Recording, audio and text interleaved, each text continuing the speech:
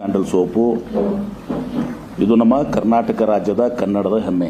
ಕನ್ನಡದ ಬಗ್ಗೆ, ಕನ್ನಡ ನಾಡಿನ ಬಗ್ಗೆ, ಕರ್ನಾಟಕದ ಬಗ್ಗೆ, ಕರ್ನಾಟಕದ ಕಲಾವಿದರ ಬಗ್ಗೆ, ಕರ್ನಾಟಕದ ಮತ್ತು ಕನ್ನಡದ ಅಸ್ಮಿತೆ ಬಗ್ಗೆ ಅಪಾರವಾದಂಥ ಒಂದು ಬದ್ಧತೆಯನ್ನು ಹೊಂದಿದಂಥವು ನಾನು.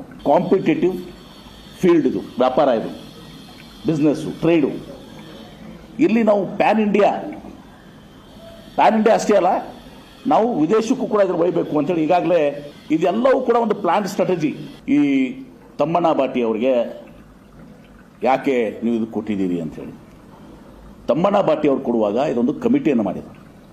ರಜನಿಕಾಂತ್ ಅವ್ರ ನೇತೃತ್ವದ ಕಮಿಟಿಯನ್ನು ಮಾಡಿ ಯಾರ್ಯಾರು ಯಾವ್ಯಾವ ಬ್ರ್ಯಾಂಡಿಗೆ ಎಂಡೋರ್ಸ್ ಆಗಿದ್ದಾರೆ, ಯಾರು ಖುಲ್ಲ ಆಗಿದ್ದಾರೆ. ಈಗ ಉದಾಹರಣೆಗಾಗಿ ರಶ್ಮಿಕಾ ಮಂದಿನ ಮಾತಾಡಿದ್ವಿ, ಅವರು ಈಗಾಗಲೇ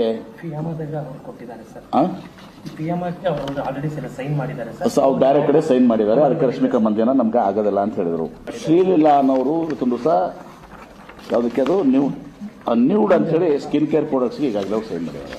ಪೂಜಾ ಹೆಗಡೆ ಅವರು ಕೂಡ ನಾನು ಅವೈಲೇಬಲ್ ಇಲ್ಲ ಅಂತ ಹೇಳಿದ್ದಾರೆ. ಕಿಯಾರಾ ಅದ್ವಾನಿ ಅವರು ಪಾಂಡ್ಸ್ ಮತ್ತು ನಾವು ಇದಕ್ಕೆ ನಾನು ಮಾಡಿದ್ದೀನಿ ಅಂತ ಹೇಳಿದ್ದಾರೆ.